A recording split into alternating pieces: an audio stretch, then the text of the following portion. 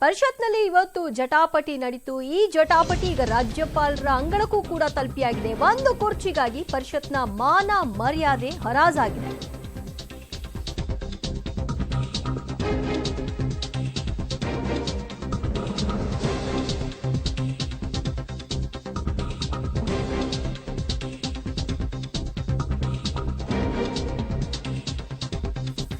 ಒಂದು ಕುರ್ಚಿಗಾಗಿ ಪರಿಷತ್ನಲ್ಲಿ ಮಾನ ಮರ್ಯಾದೆಯನ್ನ ಹರಾಜಾಕಿದ್ದಾರೆ. ವಿಧಾನ ಪರಿಷತ್ನಲ್ಲಿ ಕಾಂಗ್ರೆಸ್ ಮತ್ತು ಬಿಜೆಪಿ ಇಬ್ಬರೂ ಕೂಡ ಬಡದಾಡ್ಕೊಂಡಿದ್ದಾರೆ. ಈ ಸಂಬಂಧ ಈಗ ಏನ್ ಹೇಳ್ತಾ ಇದ್ದಾರೆ ಸಿದ್ದರಾಮಯ್ಯನವರು, ಅವ್ರು ಮಾತಾಡ್ತಾ ಇದ್ದಾರೆ, ಕೇಳಿಸ್ಕೊಳ್ಳೋಣ. ನಾವು ಸದನನ ಯಾವ ರೀತಿ ನಡೆಸಬೇಕು, ಕೆಳಮನೆಯಲ್ಲಿ ಸ್ಪೀಕರು ಅವರು ಸದನ ನಡೆಸ್ತಕ್ಕಂಥದ್ದು, ಮೇಲ್ಮನೆಯಲ್ಲಿ ವಿಧಾನ ಪರಿಷತ್ತಿನ ಚೇರ್ಮನ್ ಸದನವನ್ನು ನಡೆಸ್ತಕ್ಕಂಥವ್ರು.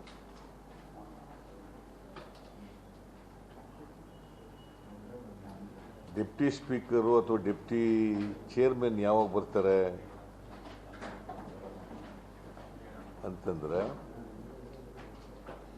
ಚೇರ್ಮನ್ನು ಒಂದು ವೇಳೆ ಊರ್ಲಿಲ್ಲದೆ ಇದ್ದಾಗ, ವಿದೇಶಕ್ಕೆ ಹೋಗಿದ್ದಾಗ ಅಥವಾ ಅನಾರೋಗ್ಯದಿಂದ ಇದ್ದಾಗ ಅಥವಾ ಇನ್ಯಾವುದೇ ಕಾರಣಗಳಿಂದ ಅವರು ಅಸೆಂಬ್ಲಿನಲ್ಲಿ ಅಥವಾ ಕೌನ್ಸಿಲ್ನಲ್ಲಿ ಕೆಲಸ ಮಾಡಲಿಕ್ಕೆ ಸಾಧ್ಯ ಆಗದಿರೋಂಥ ಪರಿಸ್ಥಿತಿಯಲ್ಲಿ ಡೆಪ್ಟಿ ಸ್ಪೀಕರ್ಗೆ ಮತ್ತು ಡೆಪ್ಟಿ ಚೇರ್ಮನ್ಗೆ ಹೇಳ್ತಾರೆ, ನನ್ನ ಆಬ್ಸೆನ್ಸ್ನಲ್ಲಿ ನೀವು ಕೆಲಸ ಮಾಡಿ ನನ್ನ ಪರವಾಗಿ ಅಂತ ಹೇಳ್ತಾರೆ. ಒಂದು ಪ್ಯಾನಲ್ ಕೂಡ ಮಾಡ್ತಾರೆ. ಇದು ನಾವು ಒಪ್ಕೊಂಡಿರ್ತಕ್ಕಂಥ ನಿಯಮಾವಳಿಗಳು. ಅದಕ್ಕೋಸ್ಕರನೇ ರೂಲ್ಸ್ ಬುಕ್ ಅನ್ನು ಕೂಡ ಮಾಡ್ಕೊಂಡಿದ್ದೀವಿ. ಈ ರೂಲ್ಸ್ ಬುಕ್ ಇರೋದು rules of procedure and conduct of business in the Karnataka legislative council, rules of procedure and conduct of business in the Karnataka legislative council. ಇದೇ ಥರ ಅಸೆಂಬ್ಲಿಗೂ ಕೂಡ ಒಂದು ನಾವು ರೂಲ್ಸನ್ನು ಮಾಡ್ಕೊಂಡಿದ್ದೀವಿ. ಈ ರೂಲ್ಸ್ ಮಾಡೋರು ಯಾರು? ರೂಲ್ಸ್ ಕಮಿಟಿ ಅಂತ ಇರ್ತದೆ. ಅವರು ಈ ರೂಲ್ಸ್ ಕಮಿಟಿಯವರು ಈ ರೂಲ್ಸನ್ನು ಮಾಡಿರ್ತಾರೆ. ಇದು ಸದನ ಒಪ್ಪಿಗೆ ಆಗಿರ್ತಕ್ಕಂಥ ರೂಲ್ಸ್ಗಳಿವು. ಈ ನಿಯಮಾವಳಿಗಳ ಚೌಕಟ್ಟಿನಲ್ಲಿ ಸದನವನ್ನು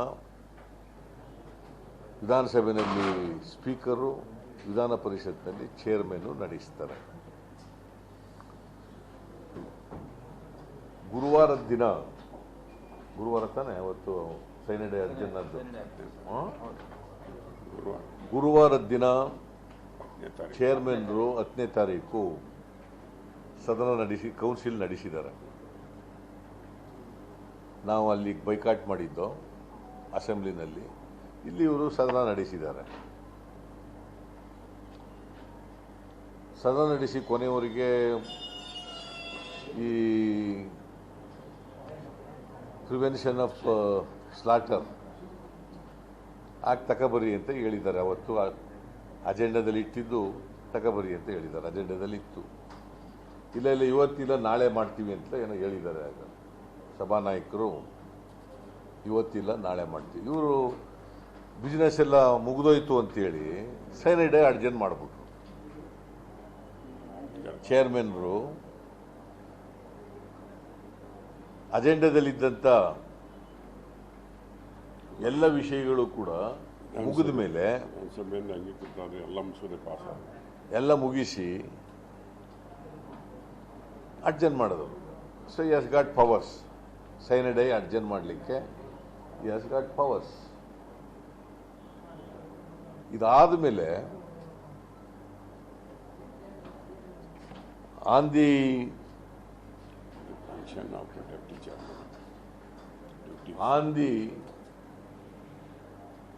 direction of the Parliamentary Affairs Minister, Mr. Madhuswamy, the Secretary Parliamentary Affairs, has written a letter to the Secretary Legislature of the Council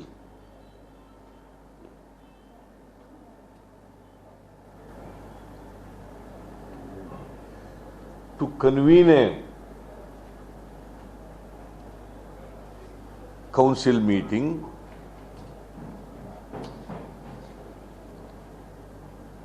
in that letter he has mentioned to discuss and to take a decision on no confidence motion. On no confidence motion and other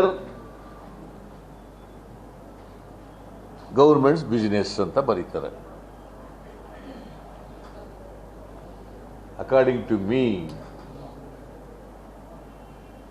according to ನಮ್ಮ legal expert Mr. Ugrappa, as a matter of fact anybody, as a ಕಾನೂನು ಗೊತ್ತಿರೋರು, ನಾನು ಸುಮ್ಮನೆ ತಮಾಷೆಗೆ ಹೇಳ್ತೀನಿ ಅಷ್ಟೇ legal expert ಅಂತ ಅವ್ರಿಗೆ, ಬಟ್ ಈಸ್ ಎನ್ ಎಕ್ಸ್ಪರ್ಟ್, ಅದರಲ್ಲೇನು ಅನುಮಾನ ಇಲ್ಲ. ಏಕೆ ನಗ್ತಿದೆ? ಇಲ್ಲ, ಕನ್ಫ್ಯೂಷನ್ ಏನಿಲ್ಲ, ಅವನು ಕನ್ಫ್ಯೂಷನೇ ಇರೋದಿಲ್ಲ, ಯಾವಾಗಲೂ ಕ್ಲಾರಿಟಿ ಇರ್ತದೆ. So he has no business, he has no right asking he or her to convene a council session on 15th for one day. 15th ಕರೀರಿ ಅಂತ ಹೇಳ್ತಾರೆ ಫಾರ್ ಎ ಡೇ. ಆ ಥರ ನೋ ಕಾನ್ಫಿಡೆನ್ಸ್ ಮೋಷನ್ ಚರ್ಚೆ ಮಾಡೋಕ್ಕೆ ಅಂತ ಮಾಡೋಕ್ಕೆ ಹೋಗಿಲ್ಲ. So in the meanwhile ಅವರು ನೋ ಕಾನ್ಫಿಡೆನ್ಸ್ ಕೊಟ್ಟಿದ್ರಲ್ಲ, ಮೋಷನ್ ಕೊಟ್ಟಿದ್ರಲ್ಲ, ಆ ಮೋಷನ್ನು ನಾಟ್ ಇನ್ ಆರ್ಡರ್, ಕ್ರಮಬದ್ಧವಾಗಿಲ್ಲ. ಯಾರು ಮಾತಾಡೋರು? ಕ್ರಮಬದ್ಧವಾಗಿಲ್ಲ ಅಂತೇಳಿ ನೋ ಕಾನ್ಫಿಡೆನ್ಸ್ ಮೋಷನ್ನು ಏನು ನೋಟಿಸ್ ಕೊಟ್ಟಿದ್ರು, ಆ ನೋಟಿಸನ್ನು ರಿಜೆಕ್ಟ್ ಮಾಡಿದ್ದಾರೆ speaker. On the ground it is not in order ಅಂತ ರಿಜೆಕ್ಟ್ ಮಾಡಿದ್ದಾರೆ. ರಿಜೆಕ್ಟ್ ಮಾಡಿದ ಮೇಲೆ according to me it dies, that notice dies.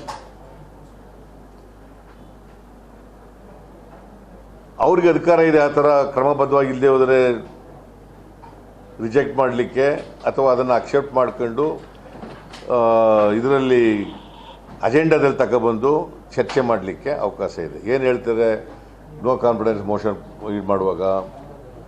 ಇಲ್ಲಿ ಅದು ಯಾವ ಪ್ರಾವಿಷನ್ ಅದು ನೋಡಿ, ಏನು ಹೇಳ್ತಾರೆ ಇಲ್ಲಿ? A member wishing to give notice of resolution under clause C of article 183 of the constitution, 183 of the Constitution, for the removal of the chairman or the deputy chairman shall do so in writing to the secretary. ಆಯಿತು, ಬರೆದಿದ್ದಾರೆ, ಬರೆಯಕ್ಕೆ ಅಧಿಕಾರ ಇದೆ. On receipt of the notice under sub-rule 1, a motion for leave to move the resolution shall be entered in the list of business. Entered in the list of business in the name of a member concerned on a day fixed by the chairman. ಏನಂತ ಹೇಳ್ತಾರೆ? On a day fixed by the chairman. On a day fixed by the chairman. Provided that the day so fixed shall be any day after 14 days from the date of the receipt of the notice. Excluding the terminal days.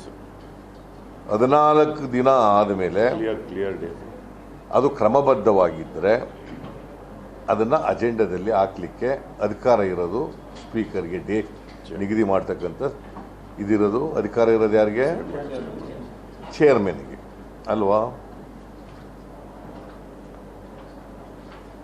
ಅದಾದಮೇಲೆ the member in whose name the motion stands on the list of business shall except when he wishes to withdraw it, move the motion even called upon to show, but no speech shall be permitted at this stage.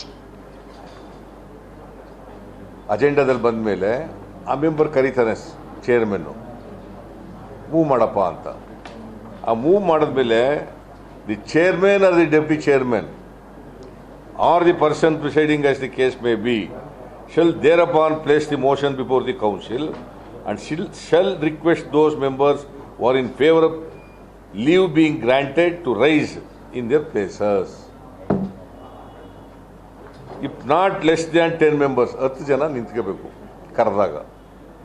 ಆಗೇನು ಚರ್ಚೆ ಭಾಷಣ ಮಾಡೋಗಿಲ್ಲ. ಆಗ 10 ಜನ ನಿಂತ್ಕೊಂಡ ಮೇಲೆ the chairman or the deputy chairman or to the person presiding as the case may be shall declare that leave has been granted. ನಿಮಗೆ permission ಕೊಟ್ಟಿದ್ದೀವಿ, admit ಆಯಿತು ಅಂತ ನೋಟಿಸ್. ಗೊತ್ತಾಯ್ತಾ? ಅದು ನೋಟಿಸ್ 14 ದಿನ ಆದಮೇಲೆ ಯಾವತ್ತಾದರೂ ಒಂದು ದಿನ ನಿಗದಿ ಮಾಡ್ತಕ್ಕಂಥ ಅಧಿಕಾರ ಇರೋದು ಚೇರ್ಮನ್ಗೆ. ಈ ಥರ ಮಾಡೋಕ್ಕೆ ಕರೆಯೋದು ನೋಟಿಸ್ ಕೊಟ್ಟವನಿಗೆ. ಆಗ ಅವ್ರ ಜಾಗದಲ್ಲಿ 10 ಜನ ಎದ್ದು ನಿಂತ್ಕೋಬೇಕು. ಆಗ ಲೀವ್ ಇಸ್ ಗ್ರಾಂಟೆಡ್ ಅಂತ ಚೇರ್ಮನ್ ಹೇಳಬೇಕು.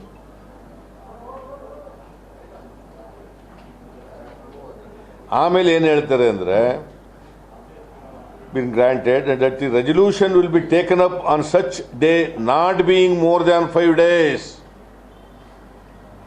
ಆ ಲೀವ್ ಗ್ರಾಂಟ್ ಆದಮೇಲೆ 5 ದಿನಗಳಿಗಿಂತ 5 ದಿನದೊಳಗಡೆ ಚರ್ಚೆಗೆ ಅವಕಾಶ ಕೊಡಬಹುದು. ಇವೆಲ್ಲ ನಡೆದಿದ್ದಾವ? ನಡೆದಿಲ್ಲ. ನೋಟಿಸ್ ಆರ್ಡರ್ನಲ್ಲಿ ಇಲ್ಲ ಅಂತಲೇ ರಿಜೆಕ್ಟ್ ಮಾಡಿಬಿಟ್ಟಿದ್ದಾರೆ. ನೀವು ಇದರಲ್ಲಿ ನೋಡಬೇಕು, ಕೌಲ್ ಅಂಡ್ ಶೆಕ್ಟರ್ನಲ್ಲಿ ಏನು ಹೇಳ್ತಾರೆ ಅಂತಂದ್ರೆ, ಯಾವುದೇ ಅಲಿಗೇಷನ್ ಏನು ಮಾಡಿದ್ದಾರೆ ಇವರು, it should be attached, the evidence should be attached with the notice. That is why ಇವನೇ ರೆಸಲ್ಯೂಷನ್ ಅಟ್ಯಾಚ್ ಮಾಡಬೇಕು. ಆ ರೆಸಲ್ಯೂಷನ್ ಕೂಡ ಅಟ್ಯಾಚ್ ಮಾಡಬೇಕು. Text of resolution is not attached. Mirza ಹೊಂಟೋದ್ನಾ ಕೌಲ್ ಅಂಡ್ ಶೆಕ್ಟರ್ ನಂಗೆ ತೋರಿಸ್ದಾಗಲಿಲ್ಲ ನೋಡೋದು ಇತ್ತು. It should be attach. ಅದು ಎವಿಡೆನ್ಸ್ ಇರಬೇಕು. ಅದಕ್ಕೆ ಏನು ಮಾಡಿದ್ದಾರೆ, ಏನೂ ಇಲ್ಲ, ಇದು ಸುಮ್ಮನೆ ಒಂದು ಲೆಟರ್ ಕೊಟ್ಟಿದ್ದಾರೆ ಅಂತೇಳಿ. ಇದು ಕ್ರಮಬದ್ಧವಾಗಿಲ್ಲ, it is not in order ಅಂತೇಳಿ ಚೇರ್ಮನ್ರು ಆ ನೋಟಿಸನ್ನು ರಿಜೆಕ್ಟ್ ಮಾಡಿದ್ದಾರೆ. ರಿಜೆಕ್ಟ್ ಮಾಡಿದ ಮೇಲೆ ಅಲ್ಲಿಗೆ ಮುಗೀತು ಅದರ ಕತೆ. ಅವ್ರೇನಾದ್ರು ಮತ್ತೆ ಏನಾದ್ರು ನೋಟಿಸ್ ಕೊಡಬೇಕು ಅಂತಾರೆ, ಮತ್ತೆ ನೋಟಿಸ್ ಕೊಡಬೇಕು. 14 ದಿನ ಆದಮೇಲೆ ಮತ್ತೆ ಅದು ತಗೊಳ್ಬೇಕು. So this is the procedure ನಮ್ಮ ಕಾನೂನು ಪ್ರಕಾರ ಇರ್ತಕ್ಕಂಥದ್ದು. ಸೊ ರಿಜೆಕ್ಟ್ ಆಯಿತು. ಲೆಜಿಸ್ಲೇಟಿವ್ ಪಾರ್ಲಿಮೆಂಟರಿ ಸೆಕ್ರೆಟರಿ ಕಾಗದ ಬರದ, ಆದರೂ ಇವ್ರು ಕರಿಬೇಕಾಗಿರಲಿಲ್ಲ ನನ್ನ ಪ್ರಕಾರ ಚೇರ್ಮನ್ರು. ಆದರೂ ಸೌಜನ್ಯಕ್ಕೋಸ್ಕರ ಸರ್ಕಾರ ಹೇಳಿದೆ ಅಂತೇಳಿ ನೋಟಿಸ್ ಕೊಟ್ಟಿದ್ದಾರೆ ಅಂತೇಳಿ ಕರೆದಿದ್ದಾರೆ ಅಲ್ವಾ. ಕರೆದ ಮೇಲೆ ಚೇರ್ಮನ್ ಏನು ಮಾಡಿದ್ದಾರೆ, ಬಂದು ಕೂತ್ಕೊಂಡಿದ್ದಾರೆ ಚೇಂಬರ್ನಲ್ಲಿ. ಕರೆದ್ಬಿಟ್ಟು ಇವತ್ತು 15ನೇ ತಾರೀಕಿಗೆ ಕರೆದ್ಬಿಟ್ಟು ಒಂದು ದಿನಕ್ಕೆ ಕರೆದ್ಬಿಟ್ಟು ಬಂದು ಕೂತಿದ್ದಾರೆ. ಅಜೆಂಡಾನು ಕೂಡ ಇಶ್ಯೂ ಮಾಡಿದ್ದಾರೆ. ಅಜೆಂಡಾದಲ್ಲಿ ಪ್ರಿವೆನ್ಷನ್ ಆಫ್ ಸ್ಲಾಟರ್ ಆ ಬಿಲ್ಲು ಕೂಡ ಇದೆ. ಎನಿ ಅದರ್ ಬಿಸ್ನೆಸ್ ಅಂತ ಎಲ್ಲ ಇದಾವೆ. ಕ್ವಶನ್ ಅವರು ಎಲ್ಲ ಇದೆ. ಆಯ್ತಲ್ಲ. ಅದು ಚೇರ್ಮನ್ ಇದ್ದಾರೆ. Is very much present in the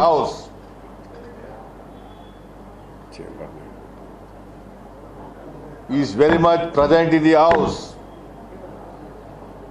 ಅವ್ರೇನ್ ಮಾಡ್ತಾರೆ, ಮಾರ್ಷಲ್ ಇರ್ತಾನೆ, ಮಾರ್ಷಲ್ ಬೆಲ್ ಹಾಕ್ತಾನೆ. ಬೆಲ್ ಹಾಕಿದ ಮೇಲೆ ಆ ಮಾರ್ಷಲ್ ಹೋಗಿ ಹೇಳ್ತಾರೆ ಚೇರ್ಮನ್ಗೆ, ಕೋರಮ್ ಆಗಿದೆಯಾ ಅಂತ. ಕೋರಮ್ ಆಗಿದೆ ಅಂತ ಅವನು ಹೇಳಿದ ಮೇಲೆ ಬೆಲ್ ನಿಲ್ಲಿಸು ಅಂತ ಚೇರ್ಮನ್ರು ಹೇಳಬೇಕು. ಯಾರಿಗೆ? ಮಾರ್ಷಲ್ಗೆ. ಆ ಬೆಲ್ ನಿಂತ ಮೇಲೆ ಚೇರ್ಮನ್ರು ಬರ್ತಾರೆ. ಮಾರ್ಷಲ್ ಕರ್ಕೊಬಂದು ಸೆಲ್ಯೂಟ್ ಹೊಡೋದು ಎಲ್ಲ ಎದ್ದು ನಿಂತ್ಕೊಂಡು ಅವರಿಗೆ ಅವರು ಬಂದು ಕೂತ್ಕೋತಾರೆ ಅಲ್ವಾ. ಇದು ನಡೆಯಕ್ಕೆ ಬಿಟ್ರ BJP ಅವರು? ಇವರು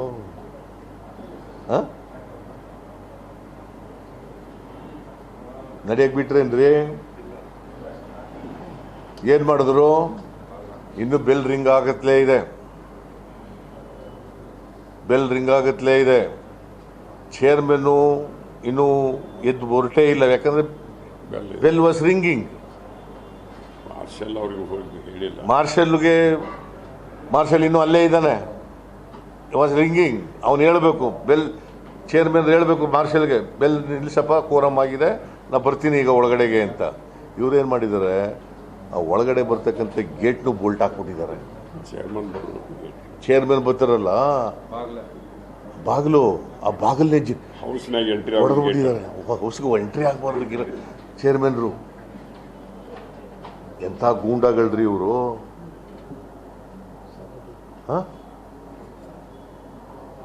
ಇದನ್ನ ಯಾವ ಪ್ರಜಾಪ್ರಭುತ್ವ ಅಂತ ಕರಿಬೇಕಾ? ಅಂಬೇಡ್ಕರ್ ಅವರು ಹೇಳಿರ್ತಕ್ಕಂಥ ಕಾನ್ಸ್ಟಿಟ್ಯೂಷನ್ನು, ಅದರಲ್ಲಿರ್ತಕ್ಕಂಥ ಪ್ರಜಾಪ್ರಭುತ್ವ ಅಂತ ಕರಿಬೇಕಾ? ಇಲ್ಲ ನರೇಂದ್ರ ಮೋದಿ ಅವರು ಪ್ರಜಾಪ್ರಭುತ್ವ ಅಂತ ಕರಿಬೇಕಾ ಇದನ್ನ?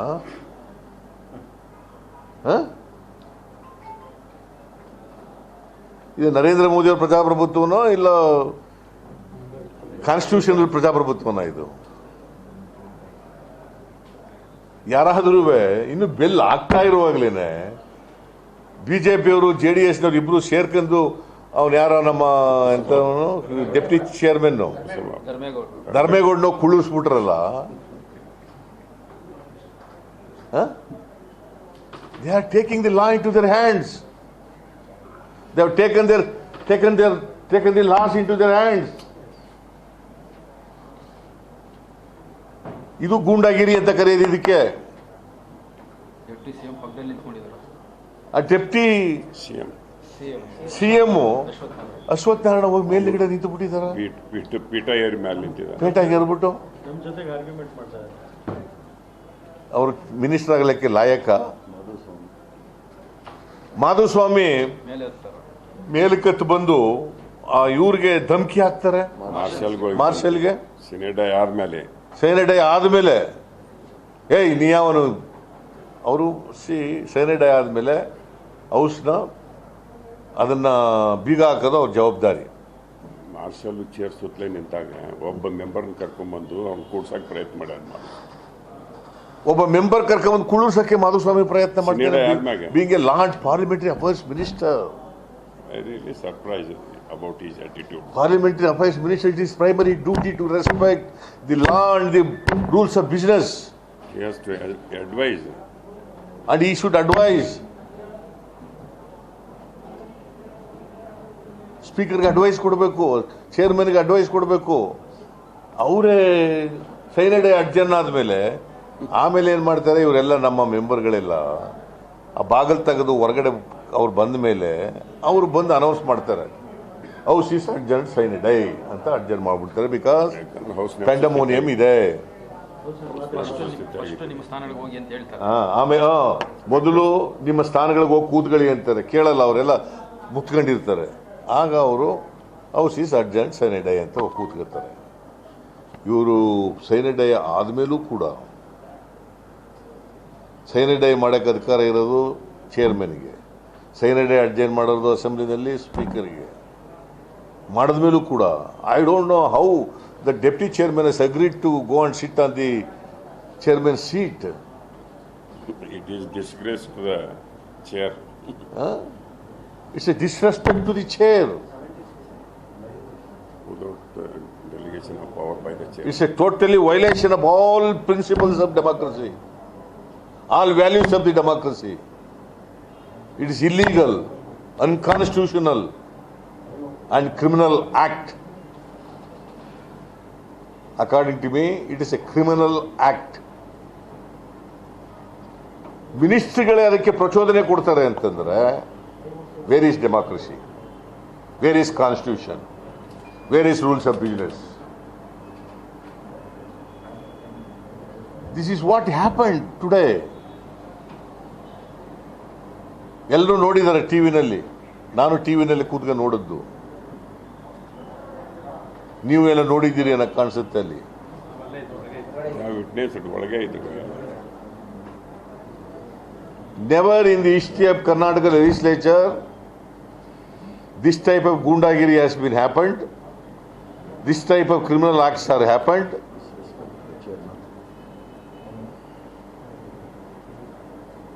Never in the history of Karnataka legislature. ನಾನು ಇದನ್ನ ಕಂಡೆಮ್ ಮಾಡ್ತೀನಿ. ಚೇರ್ಮನ್ಗೆ ಬಾಗಿಲು ಹಾಕ್ಬಿಟ್ಟು ನೀವು ಹೊರಗಡೆ ಬರೆದಿದ್ದಾಗ ಮಾಡಿದಾರಲ್ಲ, ಒಳಗಡೆ ಬರಲ್ಲ. ಏನಂತ ಕರೀಬೇಕು ಇದು? Actually it amounts to criminal confinement. ಒಳಗಡೆ ಬರಕ್ಕೆ ಪ್ರಿವೆಂಟ್ ಮಾಡಿ. ಅದಪ್ಪ, ಹೊರಗಡೆ ಒಳಗೆ ಬಿಡದೆ ಹೋದ್ರೆ ಏನಂತ ಹೇಳೋದು? ಹೊರಗಡೆ ಅಲ್ಲಿ ಒಳಗಡೆ ಬರ ಒಳಗಡೆನೆ ಬರಕ್ಕೆ, ಹೌಸ್ಗೆ ಬರಕ್ಕೆ ಬಿಡದೆ ಹೋದ್ರಲ್ಲ, ಅದು ನಮ್ಮವರೆಲ್ಲ ಹೋಗಿ ಗಲಾಟೆ ಮಾಡಿ ಆ ಬೋರ್ಡ್ ಎಲ್ಲ ತೆಗೆದ ಮೇಲೆ ಅವು ಹೊರಗಡೆ ಬಂದದ್ದು. ಅಲ್ಲಿವರೆಗೆ ಒಳಗಡೆ ಬರಕ್ಕೆ ಬಿಟ್ಟಿಲ್ಲ. ಚೇರ್ಮನ್ ಒಳಗೆ ಬರ್ತಿದ್ದಿಲ್ರಿ, ಬರಕ್ಕೆ ಆಯ್ತಿರ್ಲಿಲ್ಲ. ಆಮೇಲೆ ಡೆಪ್ಟಿ ಚೇರ್ಮನ್ಗೆ ಏನ್ ಪವರ್ಸ್ ಇದೆ ನೋಡಿದೀರಾ ನೀವು? ಸೆಕ್ಷನ್ 8, ಆಮೇಲೆ ರೂಲ್ 8, 10A ನಲ್ಲಿ ನೋಡಿ ನೀವು. Delegation of powers to the deputy chairman. ಯಾರು ಡೆಲಿಗೇಟ್ ಮಾಡೋದು? ಚೇರ್ಮನ್ ಡೆಪ್ಟಿ ಚೇರ್ಮನ್ಗೆ ಡೆಲಿಗೇಟ್ ಮಾಡೋದು ಪವರ್ಸ್ನ.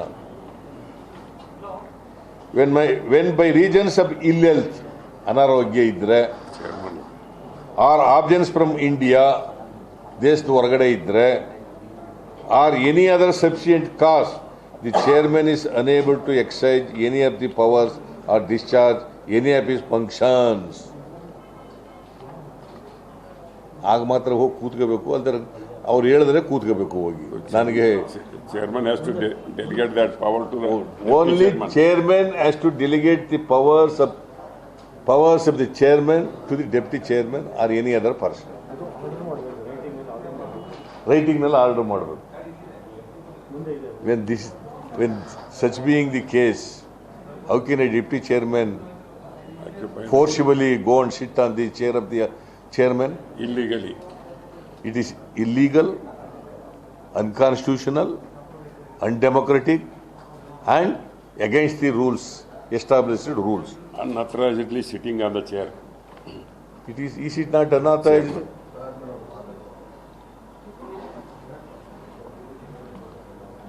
ಅದರಿಂದ ಬಿಜೆಪಿಯವರು ಇದಾರಲ್ಲ, once again they are established.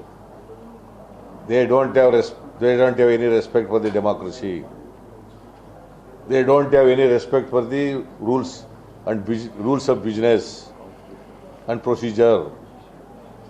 They don't have any respect for the law of the land.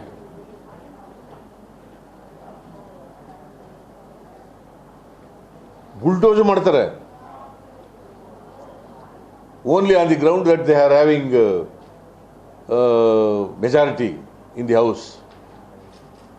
ಮೆಜಾರಿಟಿನೂ ಇಲ್ಲ ಅವರಿಗೆ, ಬಿಕಾಸ್ JDS ನಾವು ಸಪೋರ್ಟ್ ಮಾಡ್ತಾ ಇದ್ದಾರೆ ಇದಕ್ಕೆ. ಯಾರು ಎಲ್ಲಿ ಮಾಡಿದ್ದೀವಿ? No I want to know majority rules. ನಾವು ಓದ್ದೆ, ಅದಕ್ಕೆ ರೂಲ್ಸ್ ಓದಿದ್ನಲ್ಲ, ಮತ್ತೆ ರೂಲ್ಸ್ ಪ್ರಕಾರ ನಡ್ಕೋಬೇಕು ಬೇಡ. ಎಲ್ಲಿ ಮಾಡಿದೀವಪ್ಪ ನಾವು? ಮೋಷನ್ ರಿಜೆಕ್ಟ್ ಆದ್ಮೇಲೆ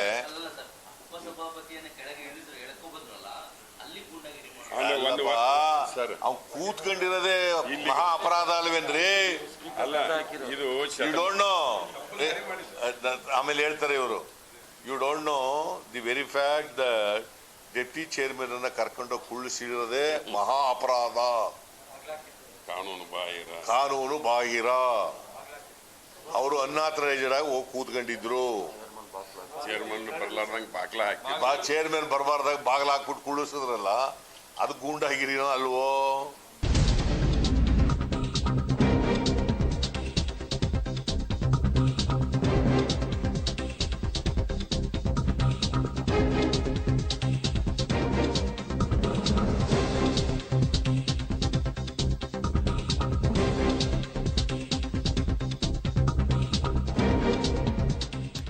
ಕಾನೂನು ಕಟ್ಟಳೆಗಳನ್ನ ಹೇಳ್ತಾರೋ ಸಿದ್ದರಾಮಯ್ಯನವರು, ನಿಮ್ಮ MLCಗಳು ನಡೆದುಕೊಂಡದ್ದು ಸರಿನಾ ಅನ್ನೋದು ನಿಮ್ಗೆ ಕಾಣಿಸ್ಲಿಲ್ವಾ? ಪರಿಷತ್ನ ಬಾಗಿಲಿಗೆ ಒದ್ರಲ್ಲ ನಿಮ್ಮ MLC, ಅದು ನಿಮ್ಮ ಗಮನಕ್ಕೆ ಬರ್ಲಿಲ್ವಾ? ಇದು ಯಾವ ಪ್ರಜಾಪ್ರಭುತ್ವ? ನೀವು ಕೇಳ್ತಾ ಇದ್ರಲ್ಲ ಪ್ರಜಾಪ್ರಭುತ್ವ, ಇದೇನಾ? ಹಾಗಿದ್ರೆ ನಿಮ್ಮ MLCಗಳು ನಡೆದುಕೊಂಡದ್ದು ನಿಮ್ಮ ಕಣ್ಣಿಗೆ ಬೀಳಲೇ ಇಲ್ವಾ? ಅವರು ಸಭಾಪತಿಗಳನ್ನ ಎಳೆದಾಡಿದ್ರು, ಅಲ್ಲಿದ್ದಂತಹ ಗಾಜನ್ನ ಒಡೆದಾಕಿದ್ರು, ಬಾಗಿಲಿಗೆ ಕಾಲ್ನಲ್ಲಿ ಒದ್ರು. ಇದು ಬಿಜೆಪಿ MLCಗಳು ಮಾಡಿದ್ರ ಅಥವಾ ತಮ್ಮ MLCಗಳು ಮಾಡಿದ್ರ ಅನ್ನೋದನ್ನ ಗಮನಿಸ್ಬೇಕಲ್ವಾ? ಇದ್ಯಾವುದು ನಿಮ್ಮ ಕಣ್ಣು ಕಾಣಿಸ್ಲಿಲ್ವಾ? ಕಾಣಿಸ್ತಾ ಇದ್ರೆ ಮಗದೊಂದು ಸರಿ ನೀವು ಕೇಳ್ತಾ ಇದ್ರಲ್ಲ ಮಾಧ್ಯಮ ಪ್ರತಿನಿಧಿಗಳಿಗೆ, ನೀವು ನೋಡಿದ್ರಾ ಅಂತ. ನೀವ್ ನೋಡ್ಲಿಲ್ವಾ ಇದನ್ನ? ಹಾಗಿದ್ರೆ ಈ ರೀತಿಯ ಬೆಳವಣಿಗೆಗಳನ್ನ ಉಪಸಭಾಪತಿಯನ್ನ ಯಾವ ರೀತಿ ಎಳೆದಾಡಿದ್ರಲ್ಲ ಅದು ನೀವು ಗಮನಿಸ್ಲೇ ಇಲ್ವಾ? ಯಾವ ಒಂದು ರೂಲ್ ಬಗ್ಗೆ ಮಾತನಾಡ್ತಾ ಇದ್ದೀವಿ, ಯಾವ ಕಾನೂನಿನ ಚೌಕಟ್ಟಿನ ಬಗ್ಗೆ ಉದ್ದುದ್ದ ಭಾಷಣ ಮಾಡ್ತಾ ಇದ್ದೀವಿ ಅನ್ನೋ ಮುನ್ನ ಕಾನೂನಿನ ಅರ್ಥವರು ತಾವು ಅದರ ಬಗ್ಗೆ ಮಾತನಾಡೋ ಮುನ್ನ ತಮ್ಮ ಲೋಪವೂ ಏನಾಗಿದೆ ಅನ್ನೋದನ್ನ ಮನದಟ್ಟು ಮಾಡಿಕೊಂಡ್ರೆ ಸೂಕ್ತ. ಮಾಧುಸ್ವಾಮಿ ಅವರು ಉಪಸಭಾಪತಿ ಅವರ ಜಾಗದಲ್ಲಿ ಇನ್ಯಾರನ್ನೋ ಕುಳಿಸುವಂತಹ ಪ್ರಯತ್ನವನ್ನ ಮಾಡಿದ್ರು, ಅದು ನಿಜ. ಆದ್ರೆ ಕಾಂಗ್ರೆಸ್ನ MLC ಸಹ ಇದನ್ನ ಮಾಡ್ಲಿಲ್ವಾ? ಒಬ್ರು ಹೋಗಲ್ ಕೂತ್ಕೊಳ್ಳಿಲ್ವಾ? ಅವ್ರಿಗೆ ಯಾವ ಅಥಾರಿಟಿ ಇದೆ? ಅವ್ರು ಹೋಗಿ ಸಭಾಪತಿಗಳು ಅಥವಾ ಉಪಸಭಾಪತಿಗಳು ಇಲ್ಲದೆ ಇರೋ ಸಂದರ್ಭದಲ್ಲಿ ಕೂರೋದಕ್ಕೆ ಅವಕಾಶ ಇರೋದು ಕೆಲವರಿಗೆ ಮಾತ್ರ. ಅದ್ಯಾರು ಅಲ್ಲದೆ ಇದ್ದವ್ರು ಹೇಗೆ ಕೂರ್ಲಿಕ್ಕೆ ಸಾಧ್ಯ? ಬಹುಮತ ಇದ್ರೆ ಸಾಬೀತುಪಡಿಸ್ಬೇಕಿತ್ತು. ಗಲಾಟೆ ಒಪ್ಪುವಂತ ವಿಚಾರ ಇದಾಗಿತ್ತ? ಅದನ್ನ ನೀವು ಫಸ್ಟ್ ಅರ್ಥ ಮಾಡ್ಕೊಳ್ಬೇಕು. ಬಹುಮತ ಇದ್ದಿದ್ರಾಗಿದ್ರೆ ಸಾಬೀತುಪಡಿಸ್ಬೇಕಿತ್ತು. ಇಷ್ಟೆಲ್ಲ ಮಾತನಾಡೋರು ಸಲೀಸಾಗಿ ಎಲ್ಲ ಮುಗಿದು ಹೋಗ್ತಾ ಇತ್ತು. ಆದ್ರೆ ಅಲ್ಲಿ ಗಲಾಟೆ ಆಯ್ತು. ಆ ಗಲಾಟೆಯನ್ನ ಸಮರ್ಥಿಸ್ಕೊಳ್ತಾ ಇದ್ದೀರಿ ಇವತ್ತು. ಉಪಸಭಾಪತಿಗಳ ಕುತ್ತಿಗೆಗೆ ಕೈ ಹಾಕಿದ್ದು ನ್ಯಾಯಯುತವಾ? ಕಾಂಗ್ರೆಸ್ ನಾಯಕರುಗಳು ಇದಕ್ಕೆ ಉತ್ತರವನ್ನ ಕೊಡಬೇಕು. ಕಾಂಗ್ರೆಸ್ನವರ ಈ ಶೇಮ್ಫುಲ್ ಬೆಳವಣಿಗೆ ಇದು. ಉಪಸಭಾಪತಿಯ ಕುತ್ತಿಗೆಗೆ ಕೈ ಹಾಕ್ತೀರಿ ಅಂತ ಅಂದ್ರೆ ನೀವು ಘನತೆ ಇರೋರ, ನೀವು ಆ ಒಂದು ಹೌಸ್ಗೆ ಕೊಡ್ತಾ ಇರುವಂತಹ ಮರ್ಯಾದೆ ಇದ, ಉಪಸಭಾಪತಿಗಳಿಗೆ ಕೊಡ್ತಾ ಇರುವಂತಹ ಬೆಲೆ ಇದೆನಾ? ತಾವುಗಳೇ ಆಯ್ಕೆ ಮಾಡಿಕೊಂಡು ತಾವುಗಳೆಲ್ಲರೂ ಕೂಡ ಒಪ್ಪಿತವಾಗಿ ಅವ್ರನ್ನ ತಂದು ಕೂರಿಸಿರ್ತೀರಿ. ಆದರೆ ಇಂತಹ ಸಂದರ್ಭದಲ್ಲಿ ಗೂಂಡಾ ರೀತಿಯಲ್ಲಿ ಅವರ ಕುತ್ತಿಗೆಗೆ ಕೈ ಹಾಕೋದು ಇದು ಶೋಭೆ ತರುತ್ತಾ? ನೋಡ್ತಾ ಇದ್ರಿ ದೃಶ್ಯದಲ್ಲಿ ಹೇಗೆಲ್ಲ ವರ್ತನೆ ಮಾಡಿದ್ದಾರೆ ಅಂತ. ಸಭಾಪತಿಗಳ ಪೀಠದಲ್ಲಿ ಯಾರು ಬೇಕಾದ್ರೂ ಕೂರಬಹುದಾ? ಈಗಷ್ಟೇ ಸಿದ್ದರಾಮಯ್ಯನವರು ಮಾತನಾಡ್ತಾ ಇದ್ರು, ಸಭಾಪತಿ ಪೀಠದಲ್ಲಿ ಯಾರು ಬೇಕಾದ್ರೂ ಕೂರಬಹುದಾ ಅಂತ. ಕುಂತ್ರಲ್ಲ ಸ್ವಾಮಿ, ಈಗ ಇದಕ್ಕೇನ್ ಹೇಳ್ತೀರಿ? ಕೂತಿರೋರು ಯಾರು ಕಣ್ಣು ಕಾಣಿಸ್ತಾ ಇಲ್ವಾ? ನಿಮ್ಮ ಪಕ್ಷದ MLCಗಳೇ ಅಲ್ವಾ? ಚಂದ್ರಶೇಖರ್ ಪಾಟೀಲ್ ಅವರು ಅದು ಬಿಜೆಪಿ ಅವರ ಅಥವಾ ಕಾಂಗ್ರೆಸ್ನವರ? ಸಿದ್ದರಾಮಯ್ಯನವ್ರನ್ನ ಕೇಳ್ತಾ ಇರೋ ಪ್ರಶ್ನೆ ಇದು. ಸಭಾಪತಿಗಳ ಪೀಠದಲ್ಲಿ ಯಾರು ಬೇಕಾದ್ರೂ ಕೂರಬಹುದಾ ಅಂತ ಪ್ರಶ್ನೆ ಮಾಡ್ತಾ ಇದ್ರಲ್ಲ, ಚಂದ್ರಶೇಖರ್ ಪಾಟೀಲ್ ಕೂತಿದಾರಲ್ಲ. ಹೇಳಿ ಇದಕ್ಕೆ ಉತ್ತರನ, ಕೇಳಿ ಅವರನ್ನೇ. ಹೆಂಗ್ ಕೂತ್ಕೊಂಡೆ ನೀನು ಅಂತ ಎಲ್ಲರನ್ನೂ ಏಕವಚನದಲ್ಲೇ ಪ್ರಶ್ನೆ ಮಾಡೋ ತಾವು ಹೇಗ್ ಕೂತ್ಕೊಂಡೆ ನೀನು ಅಂತ ಕೇಳಿ ನೋಡೋಣ. ಅದಾಗಲ್ಲ. ಮೇಲ್ಮನೆ ಸಭಾಪತಿಗಳ ಪೀಠಕ್ಕೆ ಬೆಲೆನೇ ಇಲ್ವಾ? ಅದಕ್ಕೆ ಕೊಡಬೇಕಾದಂತಹ ಗೌರವ, ಅದಕ್ಕೆ ಇರುವಂತಹ ಒಂದು ಮರ್ಯಾದೆ, ಅದೆಲ್ಲವನ್ನು ಕೂಡ ಇವತ್ತು ಹರಾಜು. ಎಲ್ಲರೂ ಕೂಡ ಇವತ್ತು ಈ ಒಂದು ವಿಷಯವನ್ನ ತಲೆ ತಗ್ಗಿಸಿ ನೋಡುವಂತಹ ಪರಿಸ್ಥಿತಿಗೆ ತಂದು ದೂಡಿದ್ದು ಎರಡೂ ಕಡೆಯಿಂದಲೂ ಆಗಿದೆ ಲೋಪ. ಆದರೆ ತಮ್ಮದೇನೂ ಲೋಪ ಇಲ್ಲವೇನೋ ಅನ್ನೋ ರೀತಿಯಲ್ಲಿ ಕಾಂಗ್ರೆಸ್ ನಾಯಕರು ಮಾತನಾಡ್ತಾ ಇದ್ದೀರಲ್ಲ ಸುದ್ದಿಗೋಷ್ಠಿಯಲ್ಲಿ. ಇದೇನಾ ಇತಿಹಾಸದಲ್ಲಿ ಇದು ಉಳ್ಕೊಂಡ್ಬಿಡುತ್ತೆ ಅಂತಿದ್ದೀರಲ್ಲ. Leader of the opposition was very much present. Yes, witnessed all these things. ಕೇಳಿ ಸ್ವಲ್ಪ. ತಾವು ಗುಂಡಾಯಿಸಂ ಅಂತ ಕೇಳಿದ್ರಲ್ಲ, ಕಾನೂನು ಬಾಹಿರವಾಗಿ ಚೇರ್ಮನ್ರು ಪವರ್ ಡೆಲಿಗೇಟ್ ಮಾಡಲಾರ್ದ ಡೆಪ್ಟಿ ಚೇರ್ಮನ್ ಕರ್ಕೊಂಡು ಹೋಗಿ JDSನವರು BJP ಅವರು ಚೇರ್ಮನ್ರು ಕುರ್ಚಕ್ಕೆ ಬೆಲ್ ರಿಂಗ್ ಆಗೋ ಮುಂದೆ ಹೋಗಿ ಕೂಡಿಸಿದ್ದು ಅದು ಕಾನೂನು ಪ್ರಕಾರ ಇದೆ. ಪ್ರಜಾಪ್ರಭುತ್ವ ಮೌಲ್ಯ ಎತ್ತಿ ಹಿಡಿಯುವುದ, ಸಂಸದೀಯ ವ್ಯವಸ್ಥೆ ಮೌಲ್ಯಗಳನ್ನು ಎತ್ತಿ ಹಿಡಿಯುವಂಥ ಕೆಲಸ ಅದು.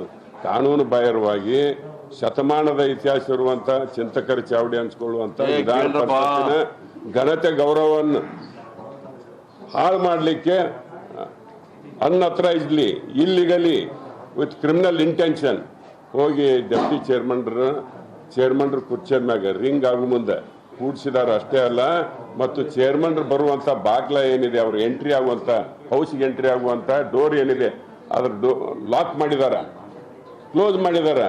ಅದು it will definitely attempt to contempt of court ಆಗುತ್ತೆ. ರಾಂಗ್ಫುಲ್ ಕನ್ಫೈನ್ಮೆಂಟ್ ಒಳಗಿದ್ದಾಗ ಆಯ್ತು ಸರ್. ಈಗ ಅವ್ರ ಎಂಟ್ರಿ ಪ್ರಿವೆಂಟ್ ಮಾಡಿದ್ರೆ ಸಭಾಪತಿಗಳು ಹೊರಕ್ಕೆ ಬರದೇ ಇರೋ ಹಾಗೆ ಬಾಗಿಲನ್ನ ಹಾಕಿದ್ದು ಅದು ಕಾನೂನು ಬಾಹಿರ.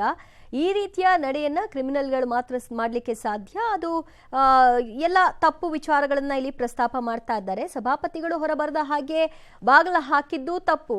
ಉಪಸಭಾಪತಿಗಳ ಕುತ್ತಿಗೆಗೆ ಕೈ ಹಾಕಿ ಅವರನ್ನ ಎಳೆದಾಡಿದ್ದು ಕೂಡ ಅದು ಕ್ರಿಮಿನಲ್ಗಳು ಮಾಡುವಂತಹ ಕೆಲಸವೇ.